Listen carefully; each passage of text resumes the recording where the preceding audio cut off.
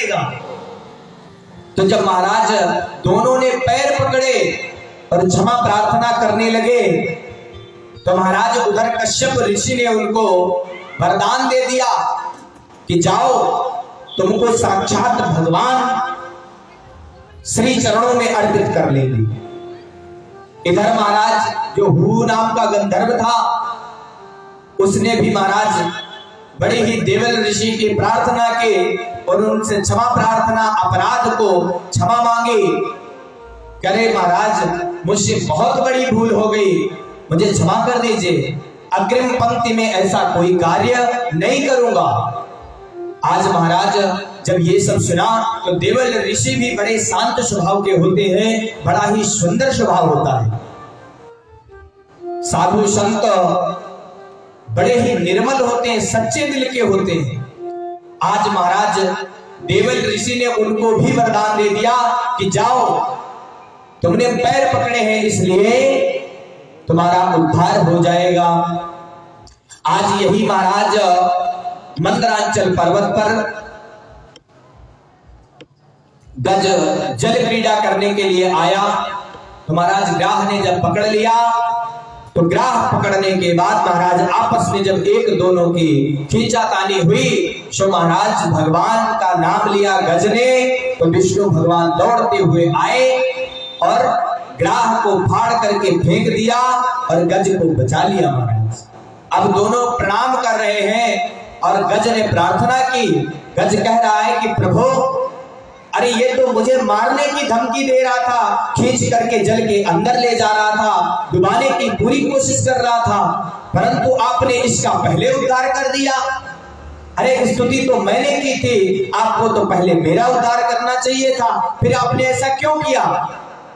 तो भगवान विष्णु जी ने बड़ा ही सुंदर जवाब दिया कि अरे जो मेरा भक्त है उसका कल्याण होना तो सुनिश्चित ही है, परंतु जो मेरे भक्त का पैर पकड़ता है, जो मेरे भक्त की सेवा करता है, वो सर्वप्रथम मुझे प्यारा है। इसलिए महाराज भगवान ने दोनों को अपनी शरण में ले लिया और आशीर्वाद दे दिया। आज महाराज इस प्रकार से गज और ग्राह का महाराज उद्धार हुआ, जिसके बाद पावन श्रीमद् भागवत कथा महाराज समुद्र मंथन की बताई गई। एक समय की बात है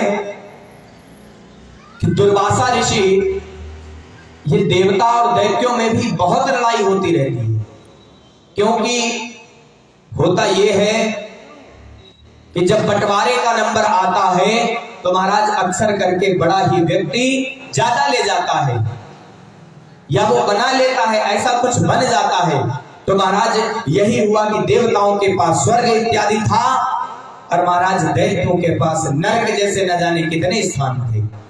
तो अब ढूंढ रहे हैं क्या करें, कुछ ऐसा कर दें जिससे हम स्वर्ग की प्राप्ति कर सकें। तो महाराज बार बार प्रयत्न कर रहे हैं कि मुझे स्वर्ग की संपदा मिल जाए तो दैत्यों का राज्य चल जाए। आज महाराज जब बड़ा घोर तपस्या की तो एक समय की बात महाराज दुर्वासा ऋषि वैकुंठ लोक को गए भगवान विष्णु जी का दर्शन करने के लिए। भगवान विष्णु जी के दर्शन कर जब वह वापस आने लगे, लौटने लगे, तो महाराज भगवान ने एक अपने गले की माला दुर्वासा ऋषि जी को दे दी, प्रसाद के रूप में एक माला दुर्वासा ऋषि जी को दे दी। तो दुर्वासा ऋषि जब आ रहे थे रास्ते में तो महाराज रास्ते में इंद्र मिल गए दुर्वासा ऋषि जी को। इंद्र ने प्रणाम किया तो दुर्वासा ऋषि ने जो भगवान विष्णु की माला थी वो इंद्र को दे दी। आज महाराज कुछ समय तक इंद्र अपने गले में वह माला धारण करते रहे, परंतु कुछ समय जब बीता तो कुछ उसे खराब सा लगने लगा, तो इसलिए उसने अपनी माला उतारी और अपने हाथी को, ऐरावत को वो माला पहना दी। आज महाराज दुर्वासा ऋषि यह सब चरित्र देखते जा रहे हैं कि ये हो क्या रहा है। महाराज दुर्वासा ऋषि फिर भी शांत थे। तो जैसे ही कुछ आगे चला तो महाराज जानवर तो जानवर, बेचारे हाथी ने उस माले को सूंड से पकड़ा और तोड़ दिया, तोड़कर जमीन पर डाल दिया और महाराज उसके ऊपर पैर रख के निकल गया। आज महाराज जब निकल गया तो दुर्वासा ऋषि बड़े क्रोधित हुए कि अरे इसको इंद्र की पदवी मिल गई है तो इसका मतलब इसको इतना, इसके अंदर इतना अहंकार आ गया है। महाराज पदवी पाकर के हर व्यक्ति अपने आप को बहुत बड़ा महसूस करता है और यही उसके पतन का कारण बनता है। तो महाराज जैसे ही दुर्वासा ऋषि ने श्राप दिया कि जाओ तुम जितने देवता हो वे सब श्रीहीन हो जाओ, तो महाराज दैत्य भी इसके चक्कर में बड़ा ही सोच रहे थे कि कब इनको श्राप मिले और हम कब इन पर तेज पड़े, हावी पड़े और स्वर्ग की संपदा छीन ले। आज महाराज जैसे ही श्राप मिला श्रीहीन होने का, तो सभी दैत्य जो है स्वर्ग पर हमला बोल दिए और सभी देवताओं को मार करके भगा दिया महाराज। और जब मार करके भगा दिया तो सभी देवता बेचारे पहुंचे हैं ब्रह्मा जी के पास और ब्रह्मा जी से कहने लगे, हे प्रभु, ब्रह्मा जी से कहने लगे, हे प्रभु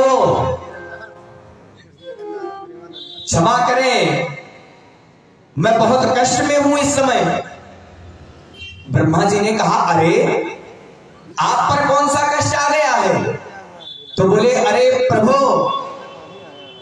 इंद्र के कारणवश सभी देवताओं को दुर्वासा ऋषि जी ने श्राप दे दिया है, सब श्रीहीन हो चुके हैं, उन्होंने स्वर्ग की संपदा सारी जब्त कर ली है, अब आप ही चल करके कुछ जतन बता दीजिए।